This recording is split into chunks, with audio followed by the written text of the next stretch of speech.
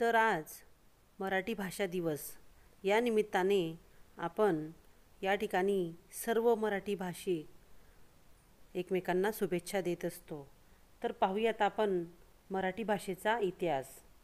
तर मराठी ज्या प्राकृत भाषेपासून निर्माण झाली त्यासाठी एक दीर्घ कालखंड गेला असणार.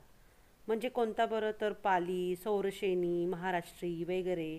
तर प्राकृत भाषा समाजात मान्यता पावल्या म्हणजेच त्या भाषेतून ग्रंथ निर्मितीही झाली. आणि आधुनिक भाषा निर्माण झाल्यावर प्राकृत भाषेतून इसवी सन 1100पर्यंत अनेक ग्रंथ निर्माण झाले असावेत.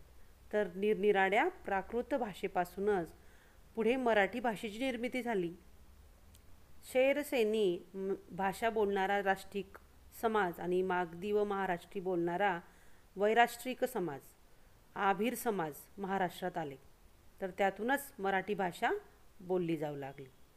उत्तरेकडील सातपुडा पर्वतरांगापासून तर कावेरीच्या पश्चिमेकडील प्रांतापर्यंत, उत्तरेस दमनपासून तर दक्षिणेकडे गोव्यापर्यंत मराठीचा विस्तार झाला.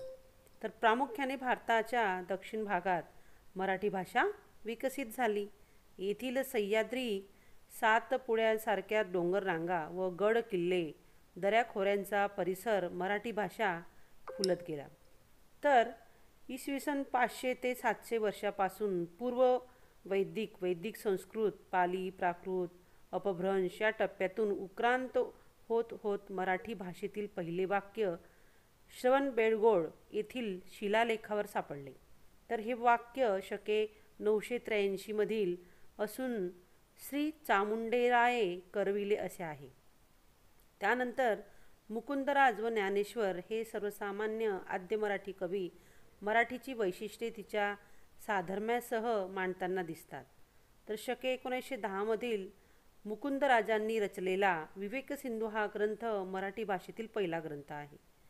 तर ज्ञानेश्वरांनी परी अमृता तेही पैजा जिंके ऐसी अक्षरेची रसिके मेळविन अशा शब्दात मराठी भाषेचा गोडवा अमृतापेक्षाही जास्त आहे असे म्हटले आहे.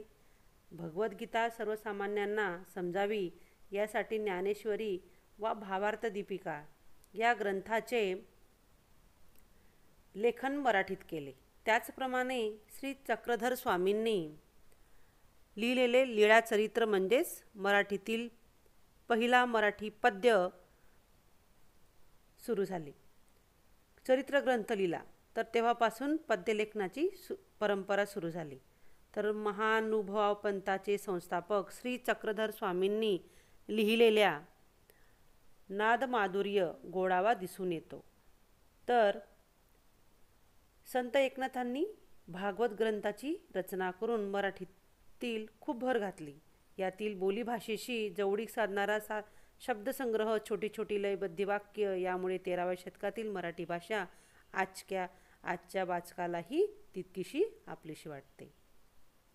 तर कालानुक्रमाने मराठीच्या उगमापासून ते सध्याच्या मराठीच्या स्वरूपात अनेक बदल झालेले दिसतात. तर या बदलाचे एक कारण म्हणजे मराठी मातीत बदलत गेलेल्या वेगवेगळ्या सत्ता. तर 1250 ते 1350 या कालखंडामध्ये यादवी सत्ता, नंतर 1600 ते 1700 या काळातील शिवरायांची सत्ता, 1700 ते 1818 मध्ये पेशवाई सत्ता, 1818 पासून तर इंग्रजी सत्ता. तर यामुळे प्रत्येक काळात मराठी भाषेवर याचे परिणाम दिसून येतात.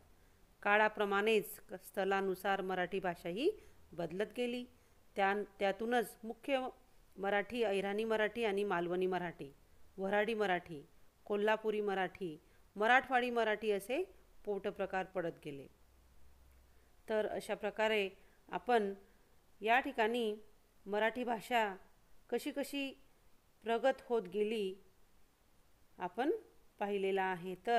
तर महाराष्ट्रात वऱ्हाडी